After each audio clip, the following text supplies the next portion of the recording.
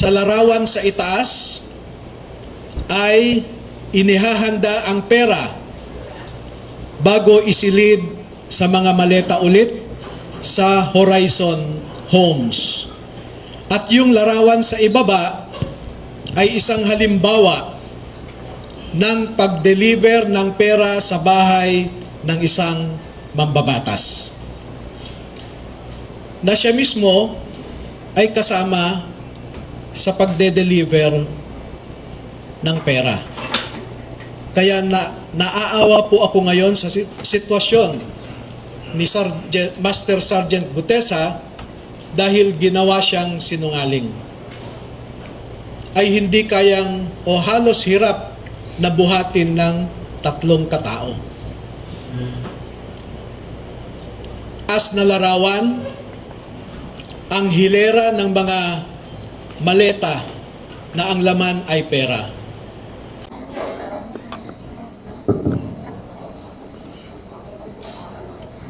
Umpisaan muna natin ang prayer.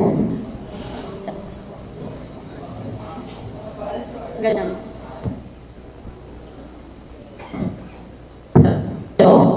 Hello. Basta talaga.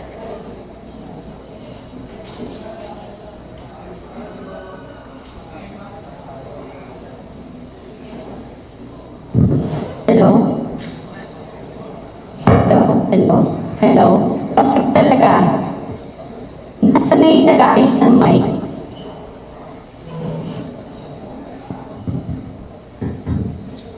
Nasag yung Nasag yung mic?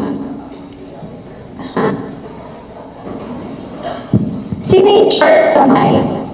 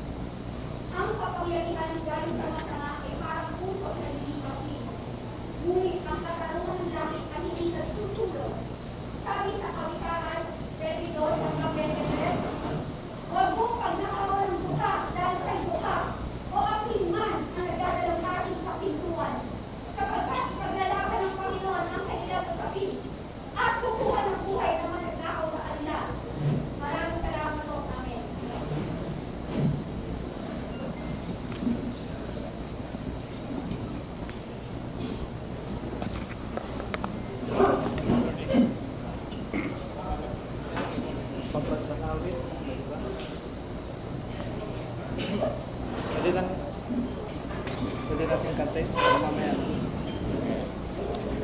Sige. Sige, sige, una lang tayo.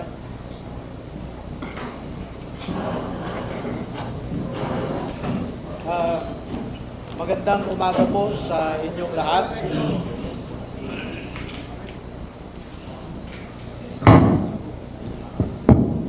Magandang umaga po sa inyong lahat.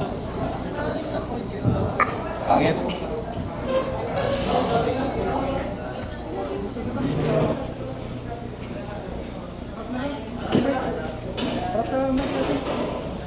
Naririnig ko.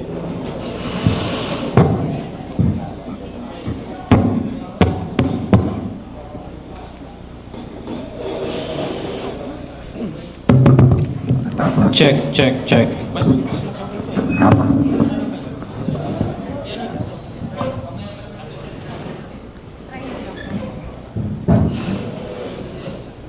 Mic test. Magandang umaga po ulit sa inyong lahat. Ako po si Attorney Levi Baligon. Nakilala niyo ako noon 13 years ago tungkol sa PDA scam. Yung Napoles, no? Scam. Kami po ang nabulgar sa bilyon-bilyon na nakawan noon. And that was 13 years ago. At akala namin ay magkakaroon ng pagbabago ang ating mga opisyal sa gobyerno. Ngunit makalipas ang 13 taon, yung bilyon-bilyon na ninanakaw noon ay umabot sa trilyones ngayon. Nasadlak tayo sa mas mabigat na problema. Napanood natin lahat ang mga ipinahayag ni dating Master Sergeant Orly Gotesa sa Senado. At nakita natin kung paano trinato ang isang taong nagnanais lamang na ibahagi sa ating sambayanan ang kanyang nalalaman tungkol sa pagnanakaw sa kaban ng bayan. Nakita rin natin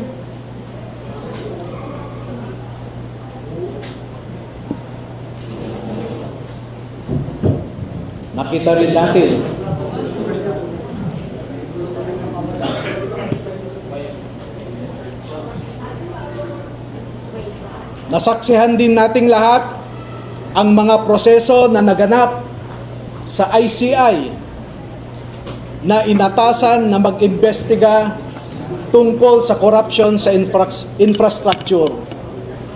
Ngunit alam nating lahat na imbes na mag-imbestiga ang ICI ay pinagtakpan ang totoong mga salarin sa pagnanakaw. Sa ngayon po ay ang mas mabigat nating problema ay yung crisis sa credibility ng ating mga institusyon.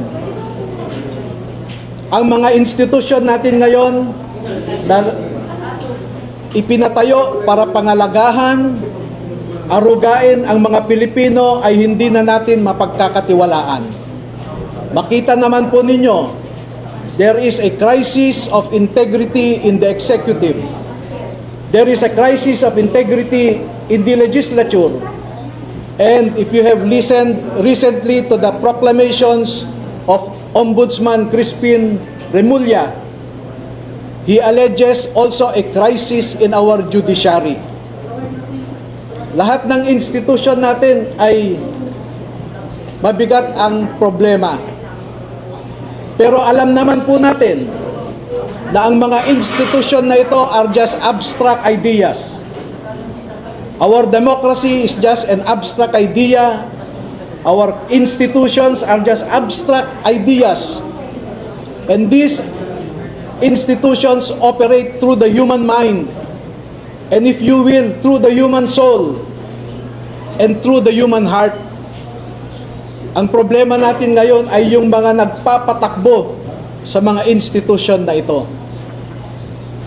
Wala po tayong ibang maaasahan ngayon na maglalabas ng katotohanan kundi tayong mga mamamayan din. Hindi natin maaasahan ang nasa gobyerno ngayon na ilabas ang buong katotohanan na walang pinagtatakpan. Ngayon po ay lumabas ang mga dating kasamahan ni Master Sergeant Orly Gutesa sa trabaho bilang security consultant o security personnel ni dating Congressman Zaldi Esco. Nandito po silang lahat at gusto ko pong ipakilala sa inyo. Ang mga sundalong ito ay wala na sa serbisyo. Ngunit ang nasabi nila sa akin, ito ang marahil na huling labanan na kanilang papasukin at gusto nilang magpakasundalo sa ating bayan.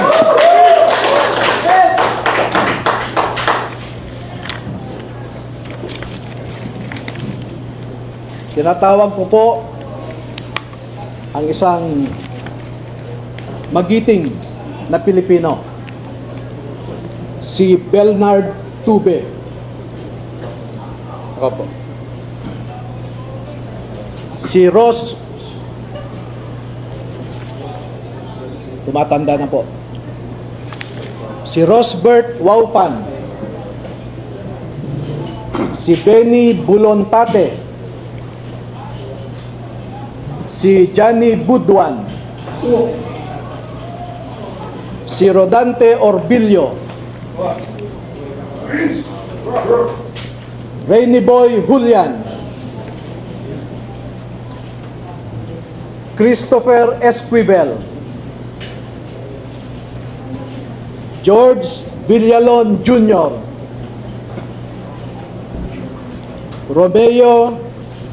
Romel Bobares. Gil Navidad Jr. Anselmo Taberdo. Walter Manalansan. Jolly Cadiao. Romel Galapon. Cecilio Laroder Jr. Bernard Gubban. Crisani Dado. At Fidel Corpus.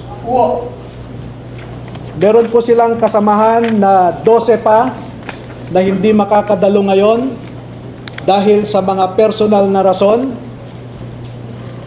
Ang dalawa ay meron silang kasama sa buhay na nagtatrabaho pa sa gobyerno at meron silang pag-aalinlangan na maaaring maapektuhan ang trabaho ng kanilang mga asawa.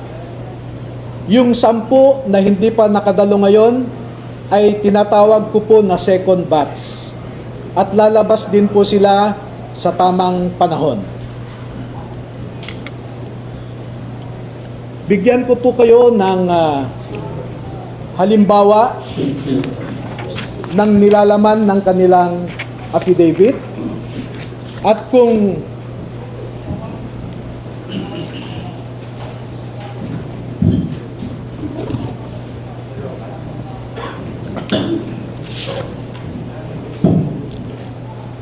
ang proseso po kung paano ninakaw ang pera sa kabad ng bayan ay pwede nating ilarawan sa prosesong ito. Marami pong contractors sa buong Pilipinas na napromesahan ng proyekto at hindi pa nila nakukuha ang kontrata ay nag-uumpisa na silang mag-remit kay Ginoong Saldico. doon sa kanyang bahay sa Valle Verde Phase 6 sa Pasig City. At daan-daan na maleta ng pera ang dumarating doon.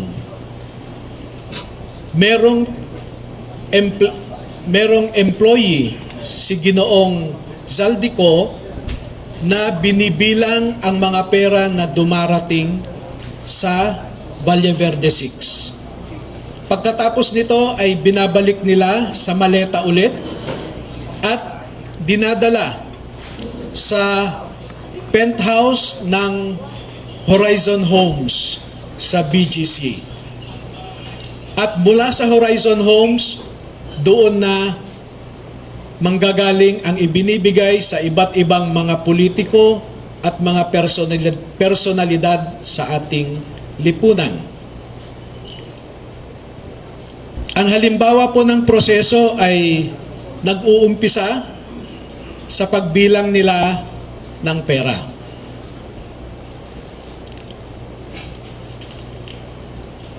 Ang susunod po,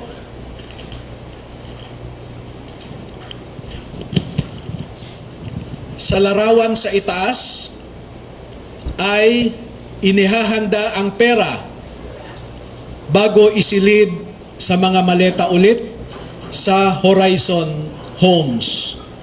At yung larawan sa ibaba ay isang halimbawa ng pag-deliver ng pera sa bahay ng isang mambabatas.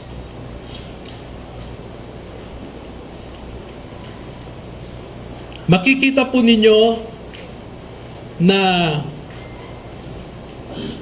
may nangyari kay Master Sergeant Gutesa.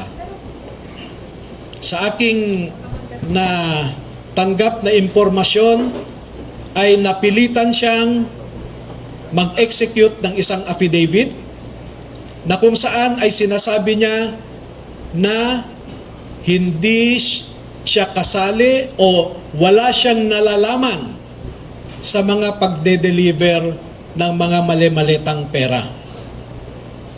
Pero makikita po ninyo dito na siya mismo ay kasama sa pagde-deliver ng pera.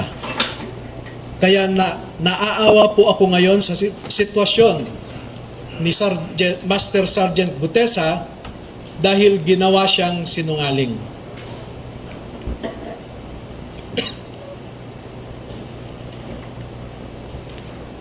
Meron pong iba pang mga larawan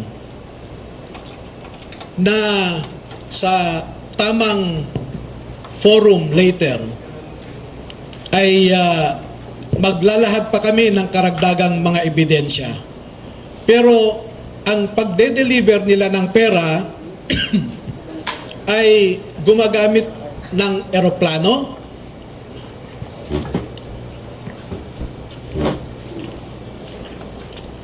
gumagamit din sila ng helicopter,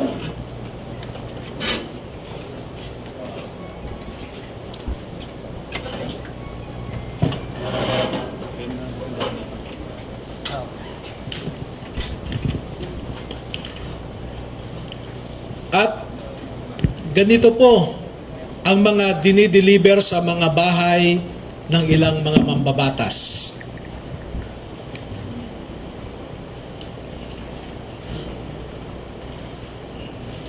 Makikita ninyo sa itaas na larawan ang hilera ng mga maleta na ang laman ay pera. At parte lamang ito ng isang delivery na sa panahon na ito ay 52 na maleta ito. Sa isang delivery, umabot ng 52 na bagahe.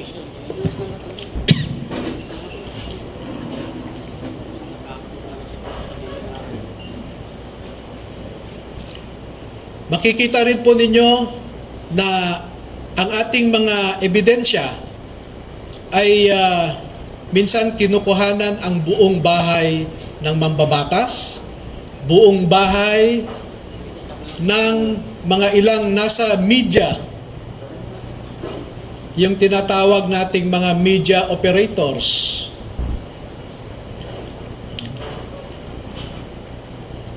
At ganyan po sila mag-deliver.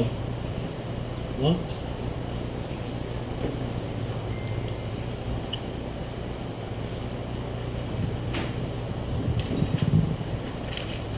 Makikita po ninyo sa ibabang larawan ang mga maleta rin ng pera. At marami pa pong iba na katulad nitong mga larawan. At dito sa taas na larawan ay ipinapakita lamang na yung isang malaking maleta ay hindi kayang o halos hirap na buhatin ng 3 katao.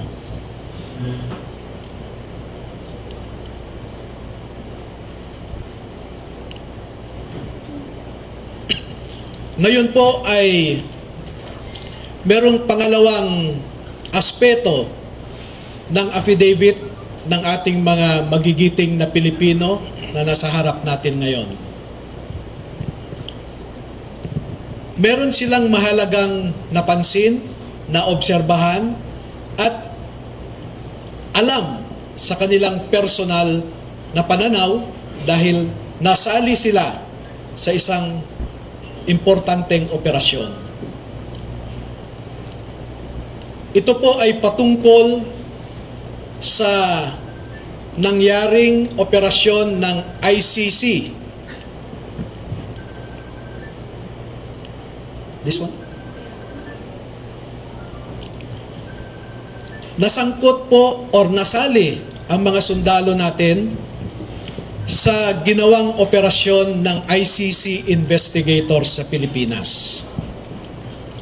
Unang dumating ang mga ICC investigators sa Pilipinas noong December 2028.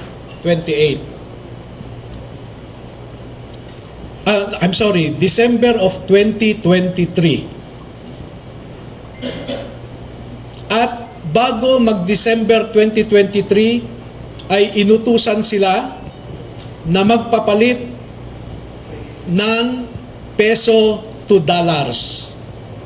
2 maleta na ang bawat maleta ay may nilalaman na 56 million pesos. Kaya nakapagpalit sila ng equivalent to $2 million. At ang sabi ng mga executive assistants ni Ginoong Saldico ay pinaghahandaan daw nila ang pagdating ng foreigners. At kalaunan ay nakilala ng mga ito na ang foreigners na binabanggit ay mga ICC investigators. At nakapaloob dito na ang ginawa nila ay mag-interview ng mga witnesses na ipinapaarating sa kanila ni Sunny Trillanes. Wala silang ibang in-interview na mga witnesses kundi ang mga tao lamang na pinapadala ni Sunny Trillanes. At ibinigay kay Sunny Trillanes ang pondo para sa pag-asikaso sa mga ICC investigators na ito. Kaya naman po, lahat ng sasakyan na ginamit, lahat ng hotel accommodations ay sinagot ni Saldico at saka ni Sunny Trillanes. Napansin din po nila na lahat ng mga pag-interview ng ICC investigators ay sa mga pribadong lugar. Wala man lang government office. At makikita po ninyo ang madalas na pag-deliver nila ng mali-maleta at minsan mga paper bags naman na mga pera patungo sa mga nag-aalaga sa ICC investigators. Lahat ng pagkain nila lahat ng ginamit nilang sasakyan, lahat ng hotel, lahat ng mga condominium units ay sinagot ng grupo ni Sunny Trillanes at saka ni Saldi Co. At bilang isang abogado po ay nababahala ako dito. Dahil ang sarili kong konklusyon na hindi naman nilahad ng mga sundalo na ito dito sa affidavit nila. Pero bilang isang abogado, ay nakikita ko ang isang mabigat na suliranin ng isang third world country na katulad natin na siya lamang pinag-iinitan ng mga ICC. Hindi nila kayang ipatupad ang kanilang orders sa mga mayayaman na bansa. Tanging third world countries lang. At ito ang aking obserbasyon. Una, ang ICC investigators did not conduct a bona fide investigation in the Philippines because they only interviewed people sent to them by Sunny Trillanes. Nakapasok din sila sa bilibid prisons para kausapin ang tatlong nasentensyahan sa pagpatay kay Kian de los Santos. Meron din silang kinausap na mga di umano ay EJK victims' families sa bahay Kalinga ni Father Flavie Villanueva. At lahat ng gastos ni Father Flavie Villanueva ay sagot ni Saldico. Number 2, dahil December 2023 lang unang pumunta ang ICC investigators sa Pilipinas, ay hindi nakakaduda that the ICC investigators manufactured the existence of ICC jurisdiction in the Philippines because the residual jurisdiction of ICC ended in March of 2019, or 1 year after the Philippines deposited its articles of withdrawal in the United Nations. Number 4, the ICC investigators themselves committed graft and corruption.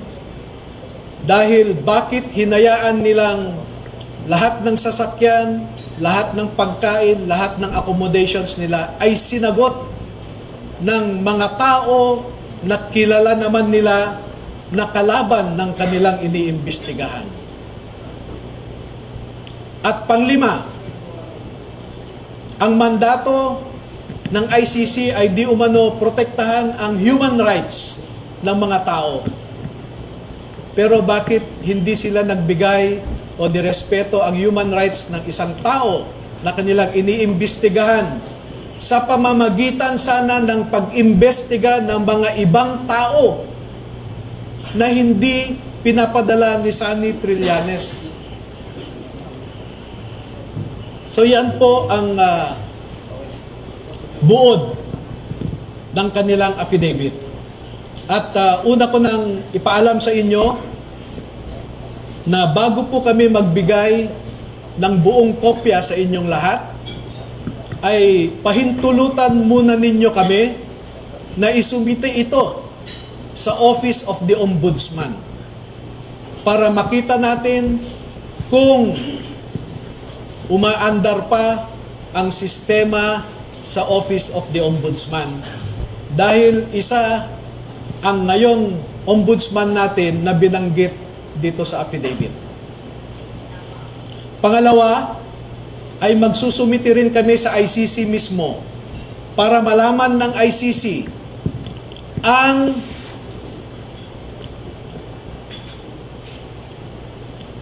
so that ICC will know how the ICC investigators conducted themselves in the Philippines. At panghuli ay magbibigay kami ng kopya sa lahat ng embahada ng mga bansa na kasapi sa ICC para malaman nila kung paano gumalaw ang ICC. Alam naman natin na bawat bansang miyembro dyan ay nagko-contribute sa ICC. Pero katulad ng kino-contribute nila, ang mga litrato na naipakita ko sa inyo ay makikita ninyo kung saan pumupunta ang ating mga buwis. Now you know where our taxes go. Now you know at least where our taxes went. Maraming salamat po at magpapaunlak po kami ng katanungan at kung maaari ay 10 lamang. Kasi alam nyo po, sa ngayon ay meron nang nakaabang sa labas na handang manakit o manakot sa ating mga sundalo.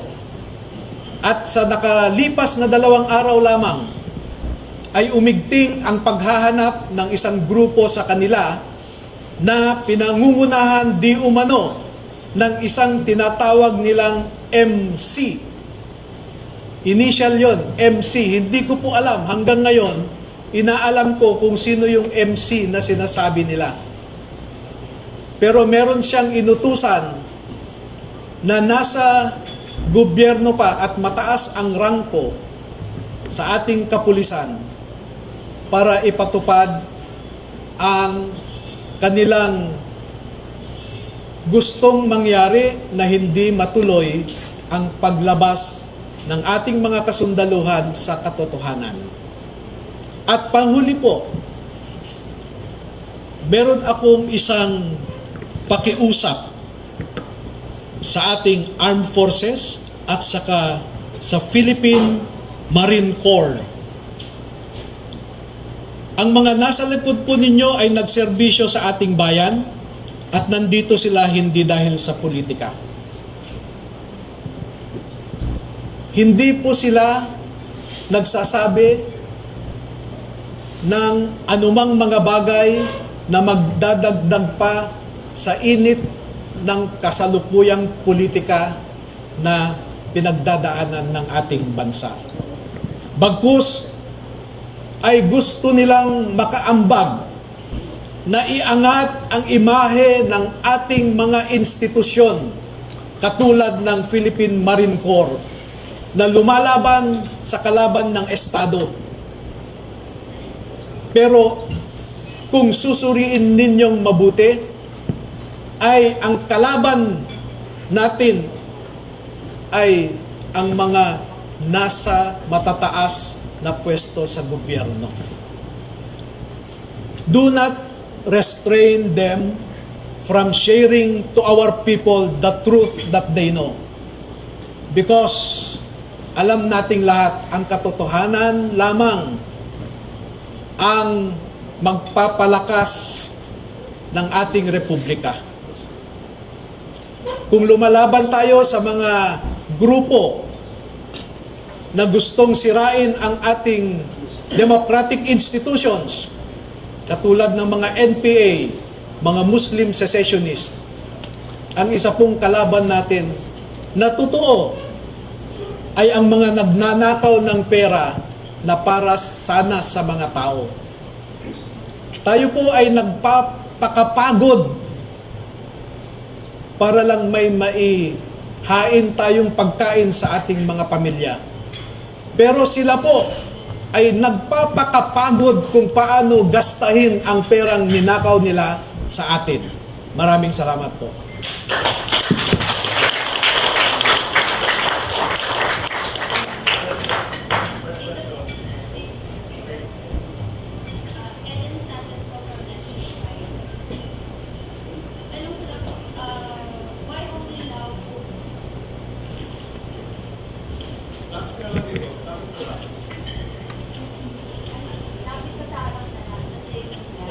Kasi hindi nakaano yun siya. Okay.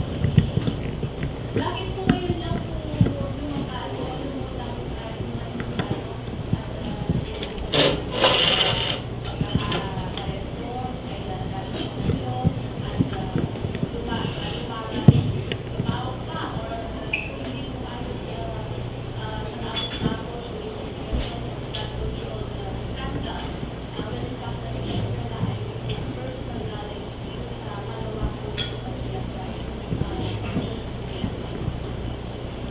alam niyo po ay matinding pananakot at paglilinlang ang dinaanan ng mga empleyado ni Zaldi Co mula nung umalis siya sa Pilipinas.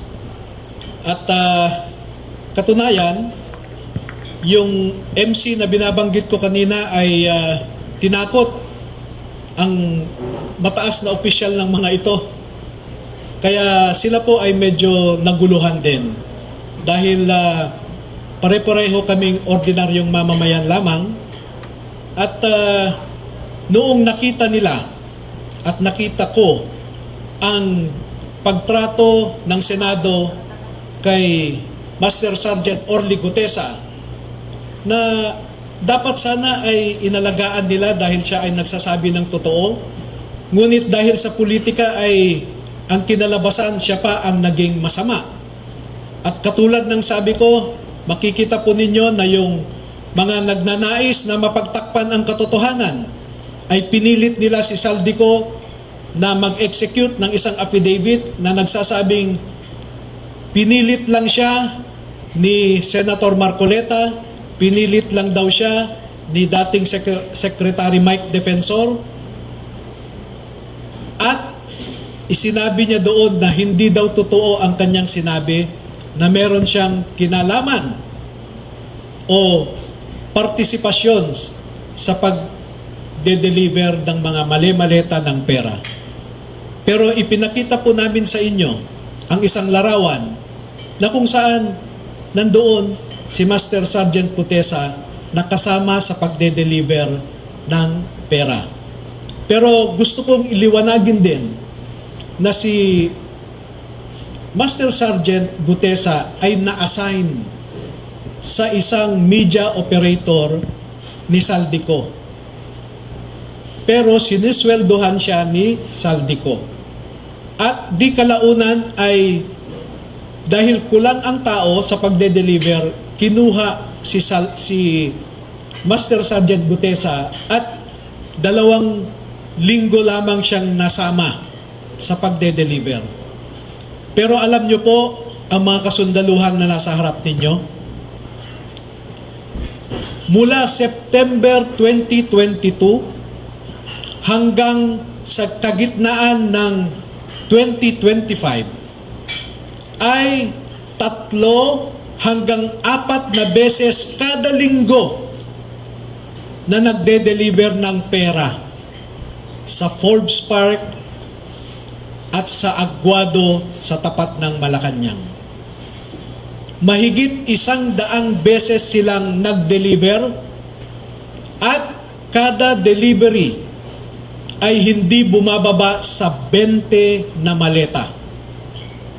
At minsan umaabot nga ito ng 52 na maleta na kinailangan pa nila ang 6 na vans para ma-deliver lamang ang mga maleta na ito. Pwede po ba sumagot kahit yung isa sa kanila? Sure. Para lang po ikwento yung binabanggit nilang pagdi-deliver linggo-linggo, kahit yung isang masasabi po natin na magko-corroborate po dun sa iba namang sinabi ng mga nauna nang nagsalita before sa mga hearings, sa mga investigation po. Sino po sa kanila yung pwedeng magkwento? Alam po natin ng mga Marines, matatapang po yan. Total, humarap na rin naman po kayo, lumantad na. Baka pwede pong mag-share. Buong pangalan po, pakistate lang po, tsaka yung naging personal knowledge sa pag-deliver po ng maleta. Ako po si Rosebert Tuaupan. Nasign ako kay boss since nung na-hired ako sa team niya. Meron kaming group chat na na sa team namin kay Boss Elizaldico. Okay. Doon pinopost lahat ng mga kung saan magdi-deliver, kanino, at kung ilang maleta. Yun po. Nakapag-deliver po ba kayo ng maleta sa Malacanang at or sa bahay po ni Pangulong Marcos?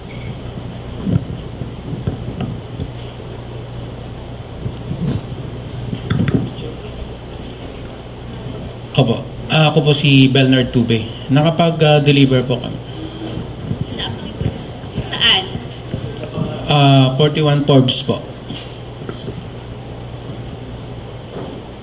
So ito po yung bahay di umano ni Pangulong Ferdinand Marcos Jr. Yes po. Meron din po kami sa Ilocos kasama po si Kong Saldi.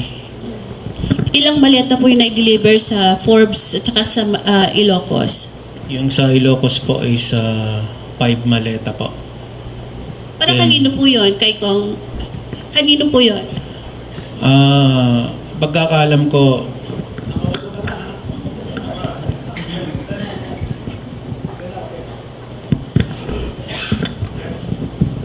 Para maklaro lang, no? Nag-deliver sila sa Ilocos Norte, sa bahay mismo.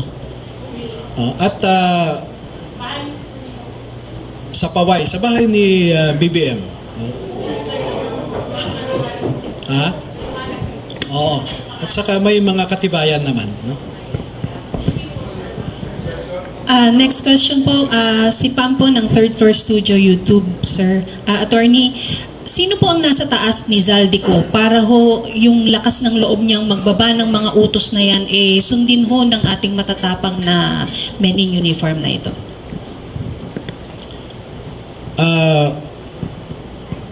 Ako po ay, bago ko sagutin yan, no? I want to put in context my answer and why that is my answer. I am a lawyer, a litigator for 26 years. I deal with facts. I don't speak without basis. I do my homework. Nakita nyo naman noong PDAF scam, nakapag-file ako ng complaints sa DOJ laban sa 14 na senador, 198 na congressmen, at 5 cabinet secretaries. Attorney, ano pong garantisya na meron tayo na uusad po yung ating pagtungo sa ombudsman? Dahil alam naman po nating hindi yan uusad.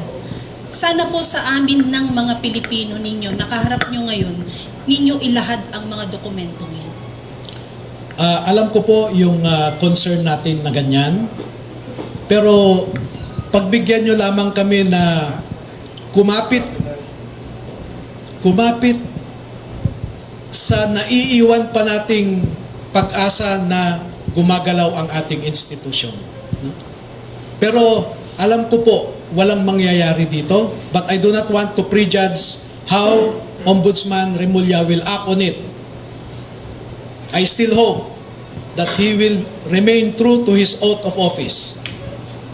Pero kung hindi natin makamtan ang hustisya sa remaining 2 years and 3 months of the Marcos administration, at least na-file natin sa ombudsman, bubuhayin natin yan sa susunod na administrasyon kung papayag din yung susunod na administrasyon sa atin. Pero magbibigay po kami sa inyo, huwag kayong mag-alala. Uunahin lang namin ang Office of the Ombudsman at ibang opisina. We will send you a soft copy. No? We'll just get your numbers and we'll send you soft copies. Attorney, lastly, maraming salamat po sa mga Marines na nandito po ngayon sa inyong pagtindig para sa ating bansa. Lastly po, nasan po si Sergeant Gutesa at kumusta po siya? Hindi po namin alam. Marami po kaming nasasagap na balita na pinapunta siya sa ibang bansa.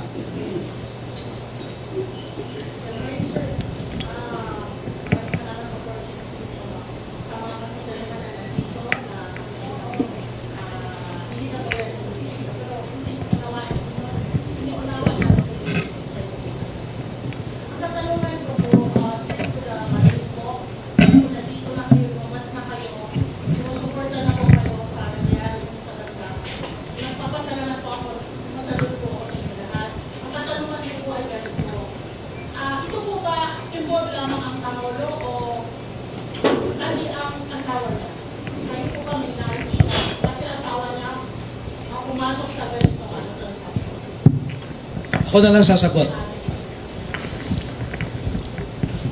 Alam niyo po ay iniiwasan namin na isangkot ang mga pribadong individual, no?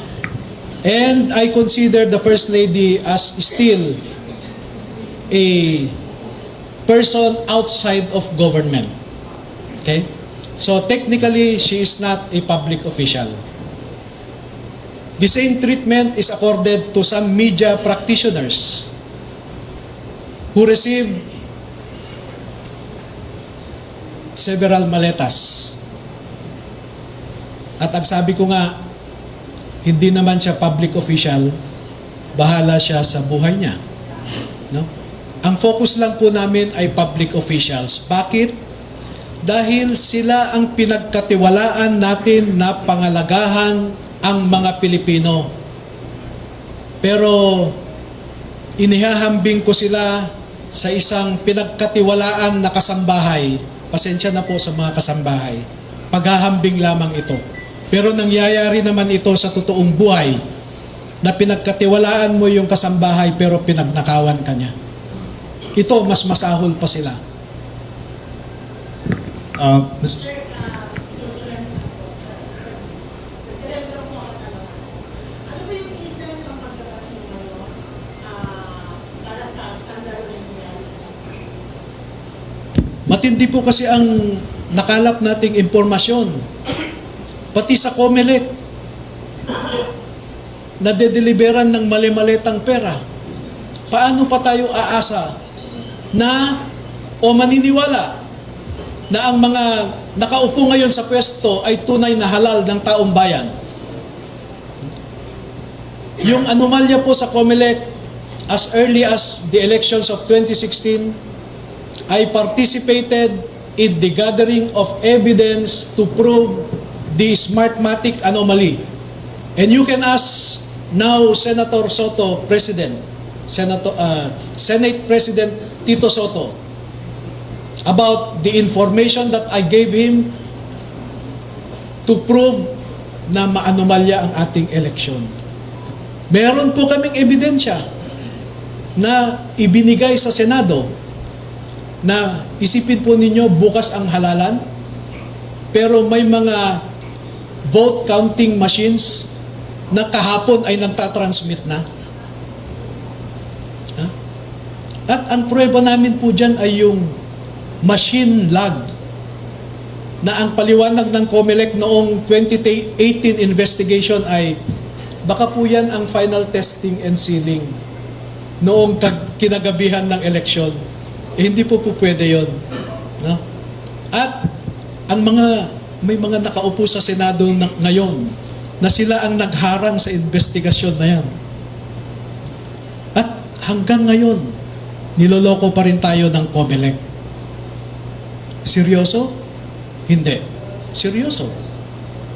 Ang mga senador natin na deliberan. Bakit? Alam namin po ang rason. Ang mga mambabatas, grabe. Ang description nga ng mga ito ay matakaw yung ilan dyan. At ang nakaka-insulto po ay yung mga maiingay sa Kongreso ay sila palang matitinding tumanggap ng mali-malitang pera.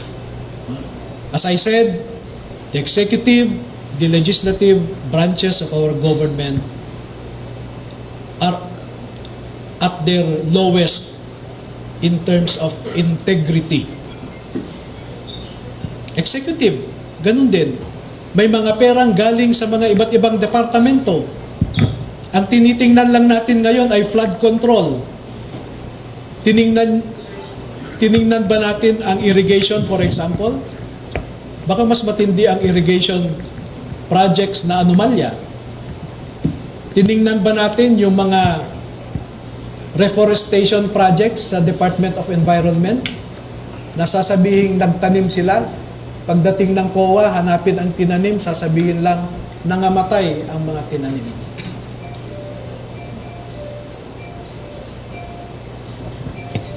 Sir Charmaine Abong po from Abante. Balikan ko lang po yung sinabi po na nagpapadala ng maleta kay PBBM. Do we have timeline po kung kailan po nagsimula yon and kung hanggang kailan or natapos po ba ito?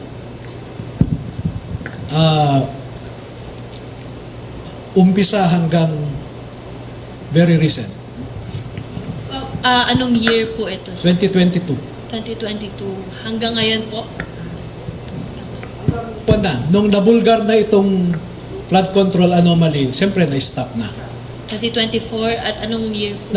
Around 2025, 25. early 2025. Thank you po.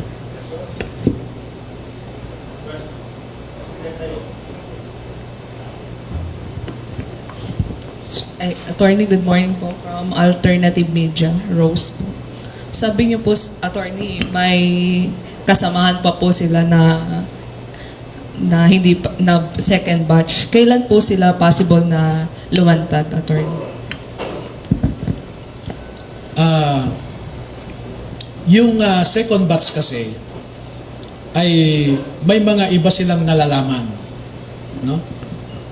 Ngunit ang sabi ko sa kanila ay pwedeng hindi muna kayo lumabas ngayon dahil tingnan natin kung sapat na ang sinasabi ng unang batch para maipakita natin ang katunayan kung sino at magkano kung sino ang mga nagnanakaw at kung magkano ang kanilang ninanakaw. Kasi ang aking komputasyon po lamang base sa sinasabi nila ay umaabot na po ng 805 billion pesos. Ang na-deliver nila umaabot ng 805 billion pesos. Nung Napoles, tens of millions lang o billions, no? Pero ngayon, trilyones. Sir, follow up lang po. Kung hindi po tayo mapapakinggan sa Ombudsman, ano pong next na hakbang natin? Sabi ko nga ay ibabahagi rin natin sa ating mga kababayan ang mga impormasyon na ito. At in a democracy, people decides. No? Kung ano sa tingin ng ating mga kababayan ang dapat gawin, ay siyang masusunod.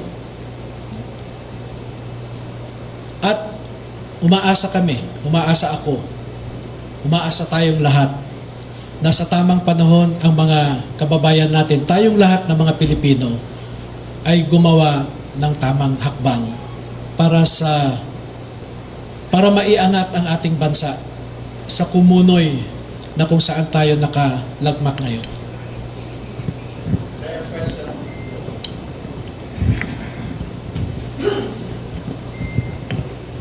Yeah, Dwayne Dizon from Russia Today, RT International. You mentioned about ICC. I'd like to know if this document po, which will you send to the Ombudsman, kasama ba dyan yung ICC complaint? And can you expound more about your expose about the ICC po? Yes. Thank you. We will prove that the conduct of the ICC investigators in the Philippines is unprecedented because they were dined and wined by people who are publicly known to be opponents of the people hosting them. Second, to prove that what the United States Department said, that ICC is a very corrupt institution, is being proven by this personal knowledge included in their affidavit. Maraming mga bagay-bagay pa na sa ngayon ay hindi namin maibahagi muna sa publiko. Pero sa tamang panahon, tamang forum, ay magbibigay pa kami ng karagdagang ebidensya na hihigit pa dito. Ito, we want to tease This is a teaser for our government agencies.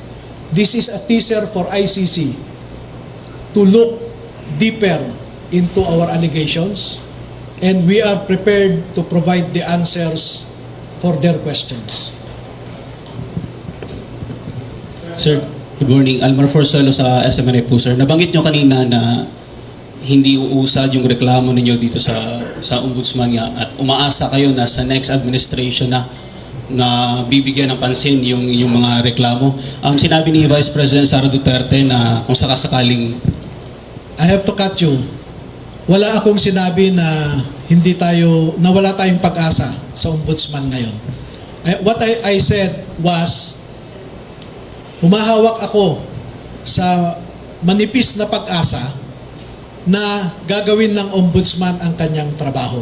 At kung hindi naman, ay umaasa tayo na kung sino man ang susunod na administrasyon ay tingnan ito. No? Itong mga alegasyon na ito.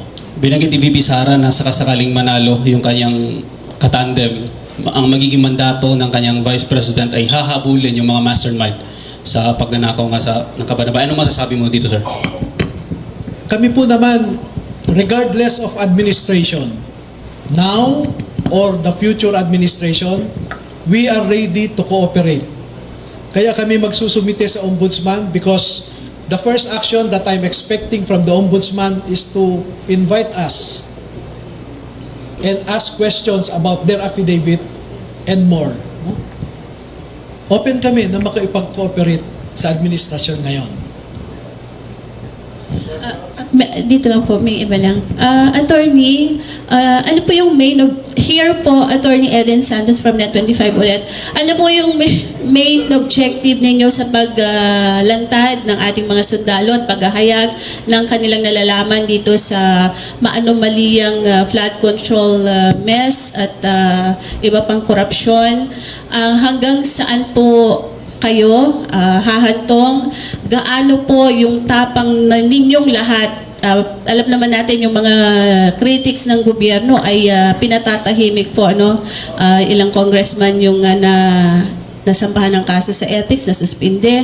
May congressman na pinapalabas ng bansa dahil sa pagsasalita ng katotohanan. Kayo po, hanggang saan yung tapang at tibay ng ating mga sundalo para labanan ang korupsyon at mailabas po yung katotohanan?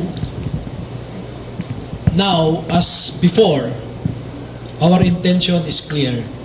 We want to break the sense of impunity among our officials na tinatrato nilang personal account nila ang kaban ng bayan. Gusto nating basagin yung impunity na yan. Isipin mo, hindi sila takot. No? Isipin mo yung mag-release ka ng pera para nakawin lang.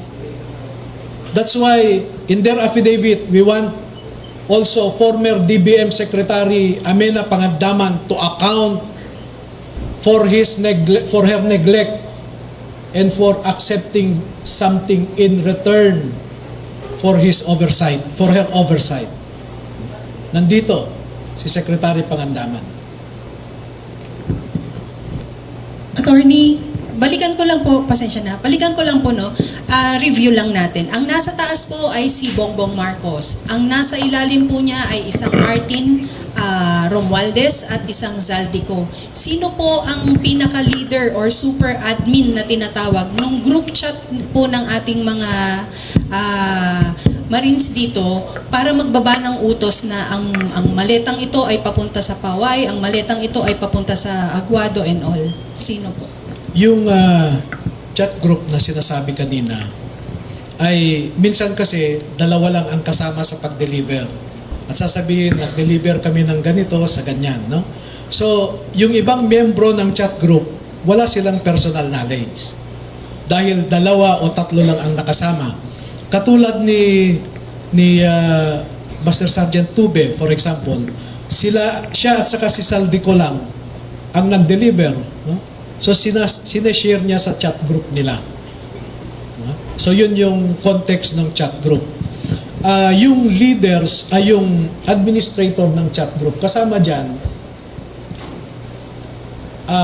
yung meron kasing 5 na trusted executive assistants ni Saldico. At kung nagde-deliver sila o di kaya nagpipick up ng pera, ay kasama sila. At ang mga ito ang inuutusan lang na magbuhat, no? Magbaba, mag-akyat, etc. Katulad halimbawa, merong isang government official, taga Bucor, siya ang nag-deliver ng pera kay Saldico. Halimbawa, isang congressman na contractor, siya ang nag-deliver kay Saldico. So sila, inaabangan yung delivery, then ina-account yung pera sa Valle Verde, dinadala sa Horizon. Yung sa Bucor naman, parang 8 maleta ba yun? 8 maleta ang dineliver kay Saldico. Hindi ko alam kung saan nanggaling yung binigay ng taga Bucor na yan. Sir, sorry. So all those times po na bit-bit or binubuhat or ginugulong ninyo yung mga maletang yan, alam po ba nila na pera na po talaga ang laman? Alam niyo po na pera ang laman?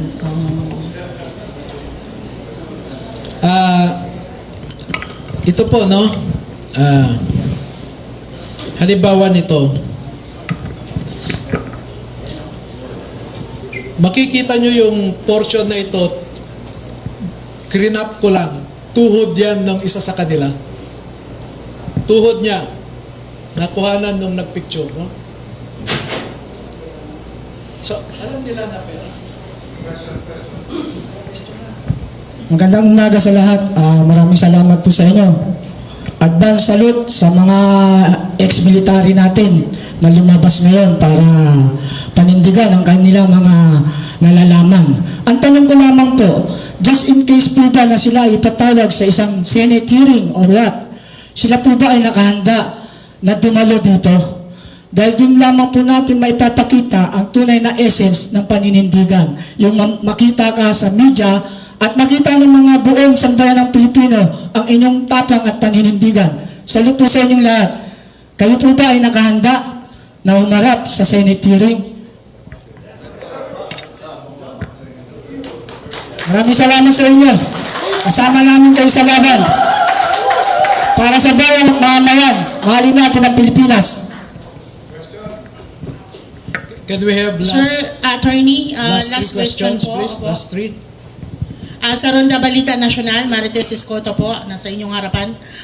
Sir, ang katanungan po kasi ng marami, parang kung aantayin pa natin ang another administration para magsampa sa mga gumagawa ngayon ng katiwalian, kung hindi po uusad sa ombudsman, sir, pwede po ba natin idaan sa Supreme Court, pailan sila ng mga criminal liabilities po. If ever po, hindi po gumalaw ang ombudsman at kasama din po siya sampahan. Ito po kasi ang gusto namin maano sir ano sa inyo, marinig. Kung may ganun kayong plano. Nasabi ko po kanina, handa kaming makikooperate sa gobyerno. Alin ahensya ng gobyerno? DOJ, Ombudsman, Senate, Blue Ribbon, or House Committee on Good Government, ready po kami. Pero ang problema, una, duda ako sa House. Kasi yung mga committee chairman dyan, karamihan ay nagkaroon, no? Alam niyo po ba na every Quadcom hearing ay may dinedeliver sa Kongreso na pera? At nakikita rin nila na yung dineliver nilang pera, paglabas ng mga mambabatas sa likod, sa may flagpole, doon lumalabas, nagpapasundo ang mga mambabatas. Bit-bit na nila yung mga dala ng mga ito na paper bags. Ang isang paper bag, 5 to 10 million. At napakaraming beses ang hearings. No? Marami pa hong iba. No? Kaya sabi ko, handa naman kaming makikooperate. Ang gusto ko lang sanang i-request sa gobyerno, wag naman nilang ipitin ang mga ito. Wag nilang gawin yung harassment katulad ng ginawa nila kay Sergeant Gutesa. Dahil hindi kami papayag na tatratuhin nila kami ng ganon. Alam ko maraming nagpapagamit na nasa security forces.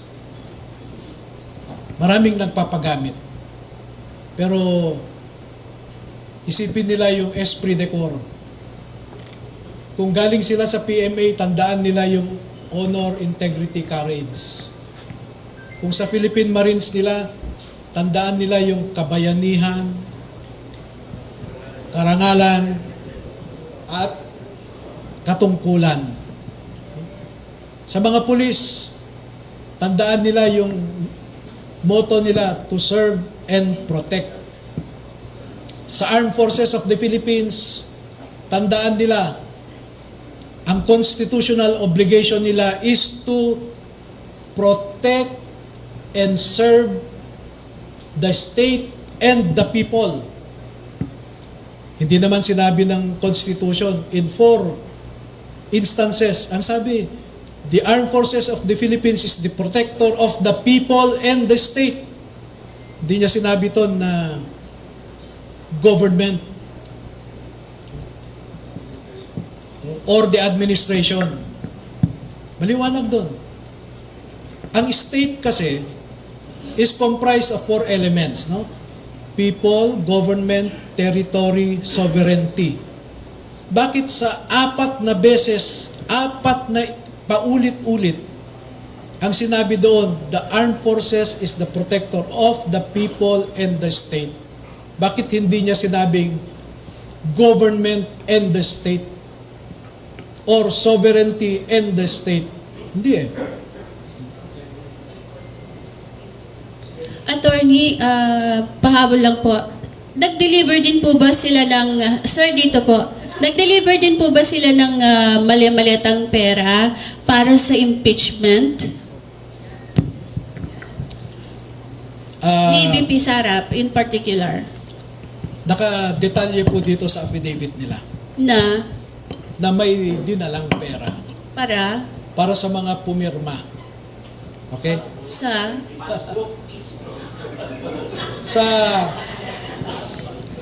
Townhouse Units 8 and 9, Polo Club, Manila Polo Club Townhouse, Units 8 and 9, Forbes Park. Ilang maleta po yung dinala doon? Naku po. Parang nagbalik-balik yung 3 vans na unang nag-deliver, bumalik pa ulit. Sabi ko nga po, yung mga tanong nyo kasi lalabas na yung iba eh. So, 2 more questions please. Ako attorneys, sundutin ko lang po yung tanong ni Ma'am Eden, ano po. Kasi mismong si Zaldi ko po ay naglabas din ng kanyang series of videos, ano ho.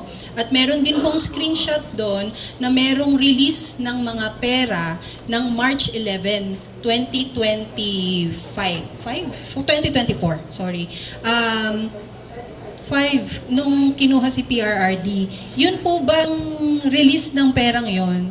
Ay, si sir nakangiti. Yung pong buwang release ng perang yon para sa specific na yon, sa pagpapakidnap kay Tatay Digong. With due respect, and I hope you understand, we will reserve our answer to that because the ICC operation here was very sensitive, very deep, no? Matindi. And gusto kong i-reserve yung ibang mga ebidensya natin tungkol dyan, no?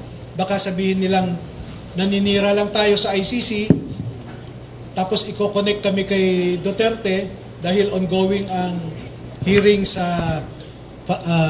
confirmation of charges, no? Agent Morales lang po. Tanong ko lang doon sa mga kasama natin na nasa Marine Corps, ano? Ayon doon kay Sergeant Gutesa, miyembro siya ng intelligence unit ng Marines. ilan yung intelligence, yung naka-assign sa intelligence dito? Kasi bilang ano, no, katulad ninyo, galing din ako dun sa serbisyo. At sa kabilang dun sa mga dinaanan ko, panay intelligence unit. Ito bang mga ginagawa ninyo? Pumapasok ito dun sa daily intelligence brief na ginagawa ng mga units. Okay, kapatid, no? With due respect, and I hope you understand, there is a security implication for one to claim that he was Intel trained or he is Intel trained. Alam mo yan, no? We will not confirm or deny whether any or all of them underwent intelligence training. Wag na lang. Okay. Attorney, pinakalas po, gusto po, pwede po ba magsalita isa sa kanila kung ano yung nararamdaman na since alam nila na yung pera dinideliver nila galing sa papunta ng korupsyon, ano po pakiramdam nila habang ginagawa yung mali ayon sa kanila? Pwede po magsalita isa sa kanila po para maunawaan po kung ano yung essence na lumabas sila ngayon at bakit ngayon lang.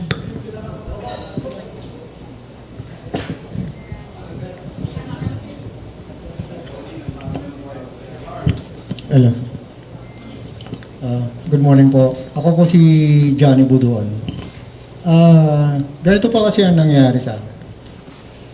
Yung mga, since nung kami ay na-assign kay Boss Saldi and family,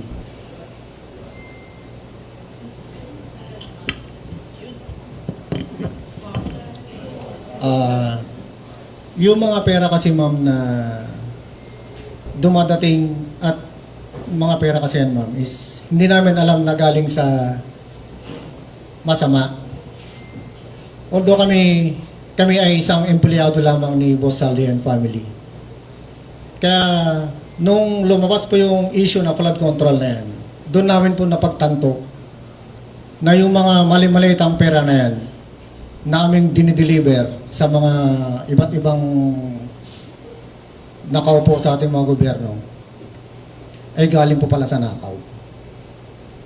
Pero kung alam po, nung umpisa pa lang na alam po namin yan, siguro naman bawat isa po sa amin eh hindi po tumagal po sa ganyang trabaho. Kami po ay napag-utusan lamang yan sa mga ganyan naming trabaho. Kasi parte po ng trabaho namin yan. Pakiramdam po namin ma'am ngayon na talagang napakasama bilang isang ama para sa aking mga anak na napapunod ako ngayon. Talagang napakatindi na po ang korupsyon dito sa atin sa ating bansa. Kaya pakiusap po, sana maintindihan nyo kami sa aming layunin para maibsan na po o matapos na po itong korupsyon na ginagawa ng ating gobyerno. Maraming salamat po.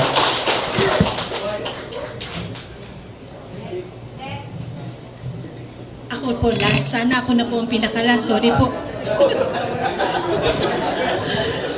Sana rin, isa rin po sa kanila or ilan sa kanila ang makasagot din po sana. Ano po ang malaking pagkakaiba ng administrasyon ni PRRD sa administrasyon ngayon ni Bongbong Marcos na kayo rin po ay nakapaglingkod?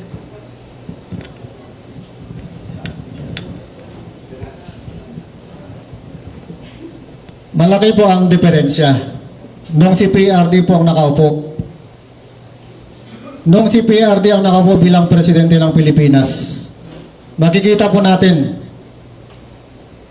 na yung mga anak natin ay free silang dumaan sa kalsada kahit ginagabi sila. Wala pong nangyayaring masama. Pero ngayon, napakatindi. Ultimo bata, nire-rape ng mga animal na mga punyetang mga rapist na yan.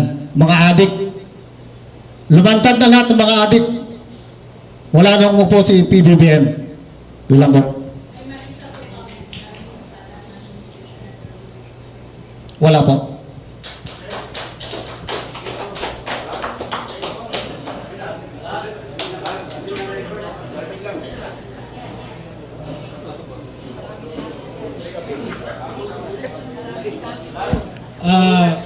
Panghuling statement na lamang po. Maraming salamat po sa inyo sa pagdalo sa aming imbitasyon. Napansin ko po kaninang umaga lamang na ang daming mga text at saka calls na na-miss ko, no? Dahil kagabi ay matagal kaming naghiwa-hiwalay dahil may mga pinag-uusapan kaming mga pumasok na mga pananakot na text messages. So, maraming salamat po sa inyong lahat. Mabuhay po kayo.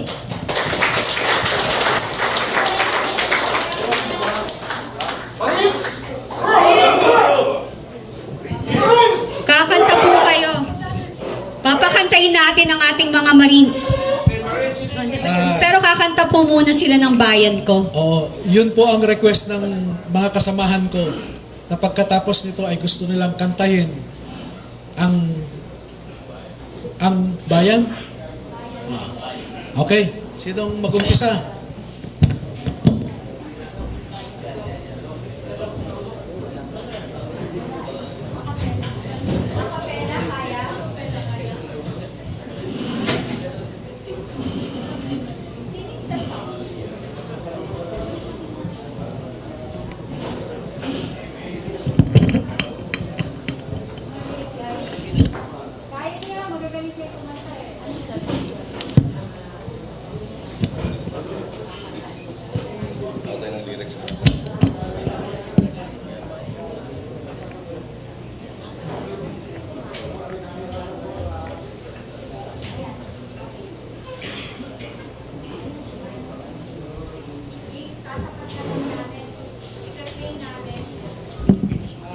Habang nag-aanda ng bibigyan namin po kayo ng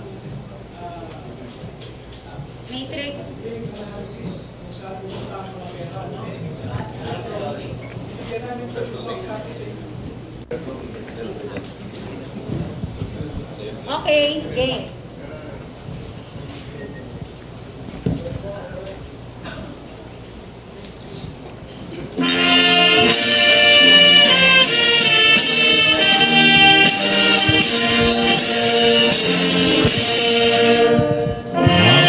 Bayan ko'y tanging ikaw, Pilipinas kong mahal, ang puso ko at buhay man, sa iyo'y ibibigay, tungkulin ko'y gagampanan, na lagi kang paglingkuran, ang laya mo'y babantayan, Pilipinas kong hirap.